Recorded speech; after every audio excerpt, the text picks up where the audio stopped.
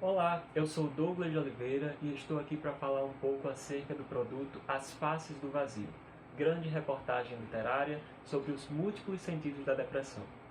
Esse produto ele foi originado de um trabalho de conclusão de curso chamado Entre Semblantes, Sentimentos e Sentidos, a desconstrução discursiva da depressão sob a ótica do jornalismo. O TCC foi escrito em 2019 no curso de jornalismo da Universidade Federal da Paraíba e orientado pelo professor Carlos Azevedo. E eu quero começar esta apresentação mostrando o seguinte dado. Segundo o relatório da Organização Mundial da Saúde, entre 2005 e 2015, o número de pessoas afetadas pela depressão aumentou 18%, e estima-se que atualmente cerca de 300 milhões convivam dia a dia com o transtorno. Bem, esses números alarmantes nos fazem pensar sobre o debate em torno da depressão e da saúde mental nos dias de hoje. E também nos fazem refletir sobre quando esse debate começou, quando ele emergiu na nossa sociedade, nos séculos anteriores, como era encarada a depressão, a loucura, a saúde mental.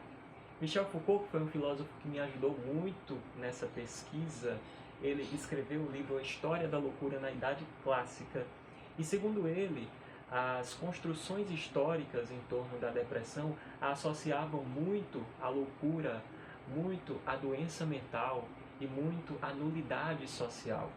Então a depressão, ela traz até hoje resquícios de estigmas como esses que a gente vê nesses dizeres. Depressão é frescura, é só coisa da sua cabeça, depressão é preguiça, vai rezar, menina, isso é falta de Deus. Então, pensando sob essa perspectiva, eu decidi fazer uma grande reportagem que desconstruísse aí o nome bem grande na tela, desconstrua-se, que desconstruísse esses estigmas. E para isso eu contei com a ajuda essencial do jornalismo literário. A Eliane Brum escreveu o livro A Vida que Ninguém Vê, e esse livro me inspira até hoje ao notar que o jornalismo literário ele pode enxergar realidades que passam desapercebidas por nós, enxergar o que há atrás de um semblante de tristeza, enxergar o que há atrás também de um semblante de alegria, porque nem sempre a depressão ela é materializada com um semblante triste e desesperado.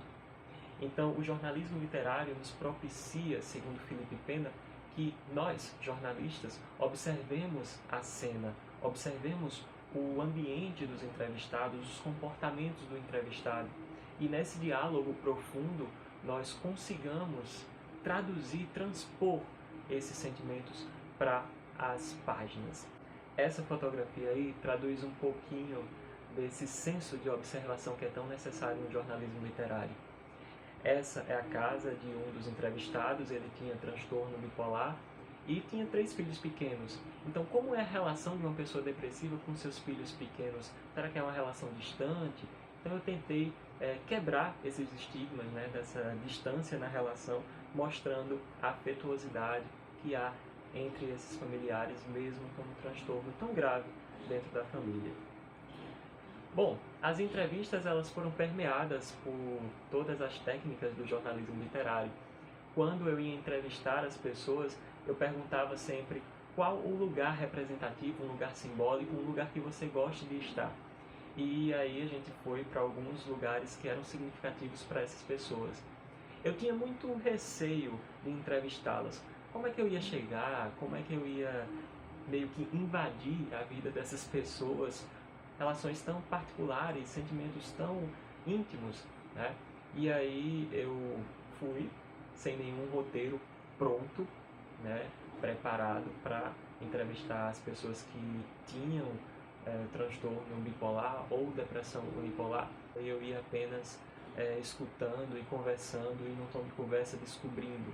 Então acabou sendo muito fluido apesar dos meus receios iniciais. Como diria Cremilda Medina, a entrevista ela se tornou um diálogo, realmente, um diálogo possível em que o entrevistado ele era como uma obra que eu contemplava, e que eu descobria cada vez mais por suas próprias palavras e gestos. No jornalismo literário a gente tem que observar também o movimento de cabelo, da mão levando o cabelo, os tiques nervosos, né? Como é que os entrevistados estavam em casa ou então na praia, como foi o caso de uma das entrevistadas.